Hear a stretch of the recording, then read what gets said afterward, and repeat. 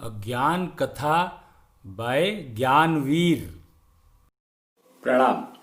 मैं professor Ashwini Agarwal 4D infuser institute काल circle Delhi से बात कर रहा हूं।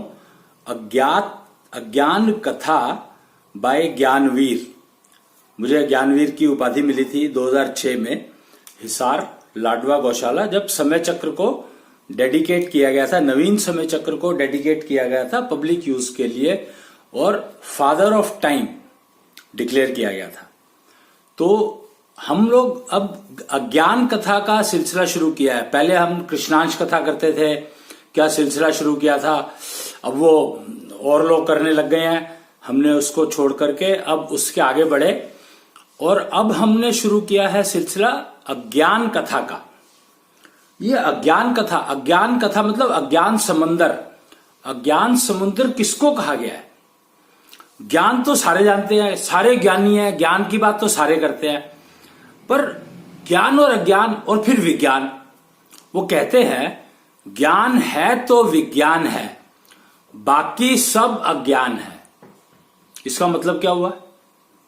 इसका मतलब सिंपल सा साधारण सा ये हुआ कि अगर आप बाल्टी को ज्ञान माने, या चलो बाल्टी थोड़ा शायद छोटा हो गया होगा, वैसे इतना ही होगा, बट हम जब यूनिवर्स के रिस्पेक्ट में बात करते हैं या हम यूनिवर्स के रिस्पेक्ट में समझने की कोशिश करते हैं, तो ज्ञान जो है वो है क्या?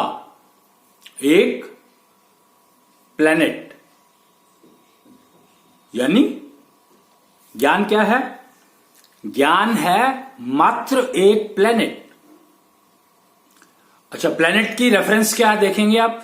तो एक गैलेक्सी में अनगिनत प्लेनेट है।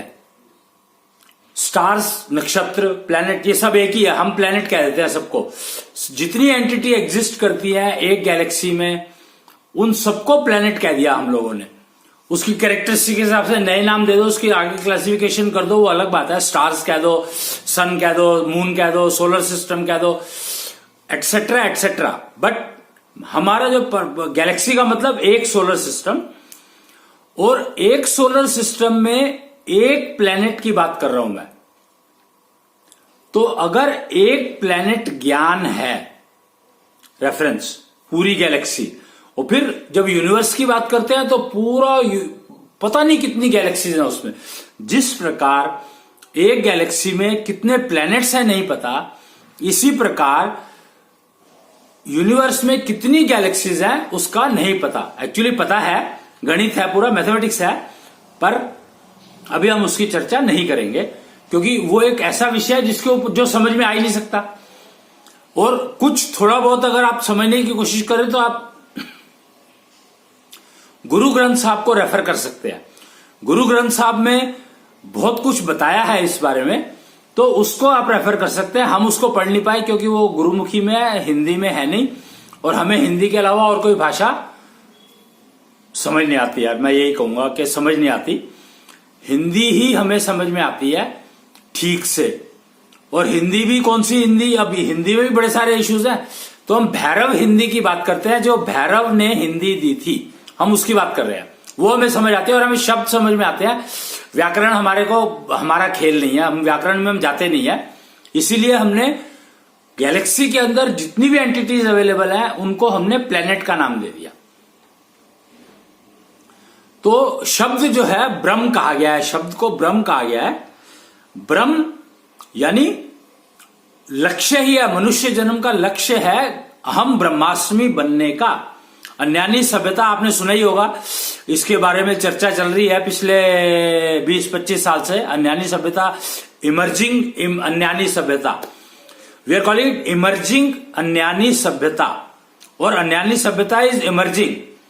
बट इसके बारे में कहा गया है कि अन्यानी सभ्यता इज ओल्डेस्ट एंड अन्यानी सभ्यता इज लेटेस्ट। इमर्जिंग का मतलब तो लेटेस्ट हो गया ना। और is it evolve? No, it is cultivated. Agnani Sabhyata is the only Sabhyata which has been cultivated. Balance, all Sabhyatas have evolved. And the difference between evolve and cultivation, you know. Evolve means jungle and cultivation means agriculture. So that difference itself is enough to understand whether we should remain in evolved stage only or we should shift to cultivation. Mind it that we have already started shifted to cultivation. Agriculture is the example. But when will we shift to cultivating life? It is still in the evolving mode only we are remaining. So we were talking about that if you consider one planet equivalent to one planet, total Gyan available with human race today on planet Earth. But planet Earth does know about galaxies. Guru Granth Sahib is here only. Planet Earth knows about universe also, in which so many galaxies are there. And in each galaxy, so many planets are there. So, exactly we know. You know, you will be surprised that we had reached a mathematics calculation that Earth can handle easily, very easily, without disturbing Earth's environment, 1100 crore people. 1100 crore people means 110 billion population. Today it is how much? I don't know. We have 10 billion. 1 billion is 10 crore, it seems. So if I am considering that 1 billion is 10 crore. So I am talking about 1100 crores, which means 1100 crore, 10 you take out. So 110 billion population can be handled by planet Earth, planet like Earth. And 110 billion population of human race I am talking about. I am not counting other entities at all. And everyone knows that 2/3 planet Earth, 2/3 is water. So if on the planet we have so many counts, races, human race, animal race, so many types of animals, etc., etc., then how much the water will contain? 2/3 water. Earth is full of 2/3 water. So you can imagine. So now I was talking about कि ज्ञान जो है वो एक planet के बराबर अगर मान लें हम सबका ज्ञान पुट टुगेदर की बात कर रहा हूं मैं, पूरी ह्यूमन रेस का ज्ञान इकट्ठा करके अगर आप जोड़ो तो वो एक प्लेनेट के बराबर अगर माने हम उसको, तो विज्ञान कितना है पता है आपको? विज्ञान है मात्र एक कुआं। नो कूप मंडूक सुना होगा आपने, तो विज्ञान जो है कूप मंडूक है बस। वो भी एक्चुअली पूरा नहीं है। एक कुएं के बराबर का विज्ञान रह गया है। अभी तक हम विज्ञान को एक कुएं मात्र तक ही पहुंचा पाए हैं। वो भी पूरा नहीं है एक्चुअली। वो कुआं खाली है या भरा हुआ है इसका भी अभी अंदाज नहीं है, पानी कितना है उसमें। और वर्स्ट पार्ट एक्चुअली हम कर क्या रहे हैं, हमने कुएं को भी समझा नहीं। कुएं में पानी भरा नहीं जाता, कुएं से पानी निकाला जाता है, और विज्ञान नाम के कुएं को हम भर रहे हैं। और किससे भर रहे हैं? हमने कुएं को डस्टबिन बना दिया। मतलब मैं हैरान होता हूं कई बार कि हम मानव जन्म मिला हमें, और देवता तक मानव जन्म को तरसते हैं। भगवान विष्णु अवतार लेते हैं मनुष्य रूप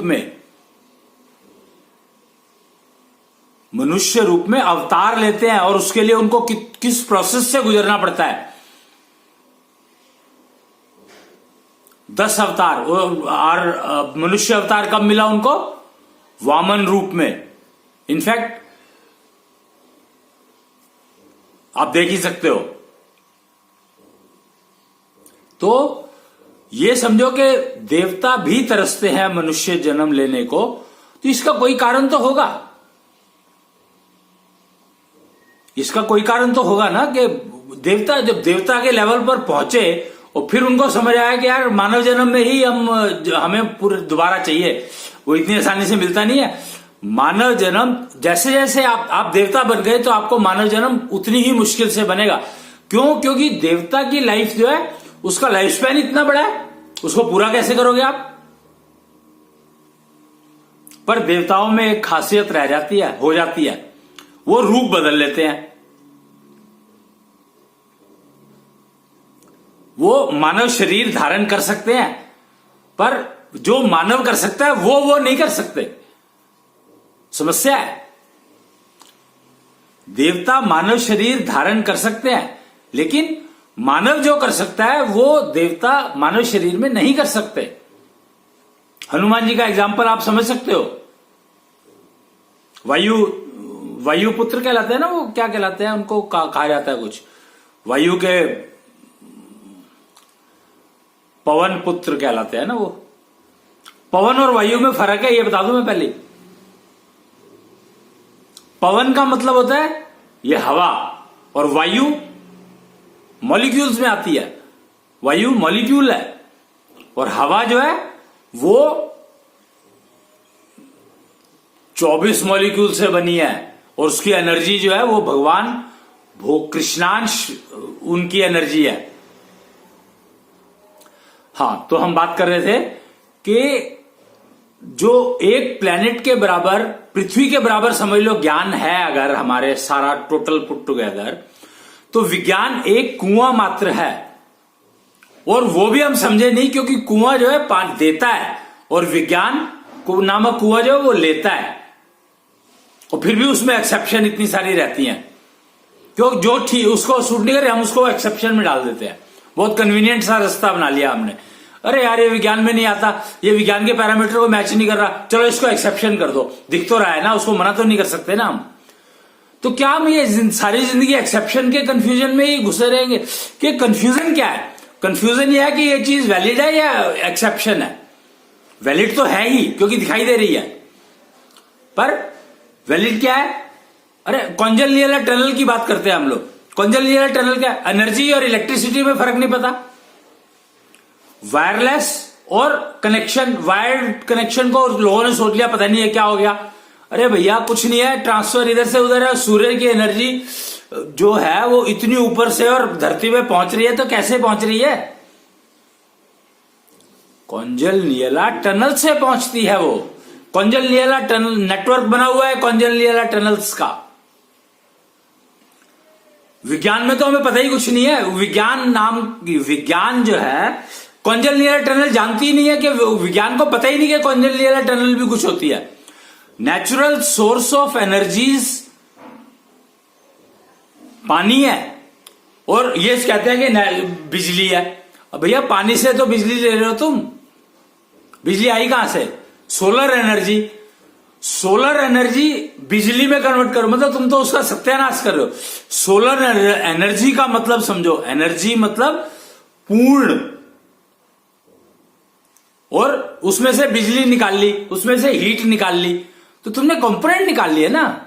तो कंपोनेंट तुम्हें फायदा थोड़ी पहुंचाएंगे। आयुर्वेद और एलोपैथी में फर्क क्या है? यही फर्क है। आयुर्वेदिक नुकसान क्यों नहीं करता है? क्योंकि उसमें हम डायसेक्शन नहीं करते हैं जड़ी बूटियों का। जड़ी बूटियों का डायसेक्शन करके तो हमें कुछ मिलेगा ही नहीं, सिवाय मेकअप के। मेकअप जरूरी है क्या? मेकअप बहुत जरूरी है, पर कौन सा मेकअप? अब क्यों कहते हैं कि नेचुरल मेकअप करना चाहिए? नेचुरल मेकअप क्या होता है?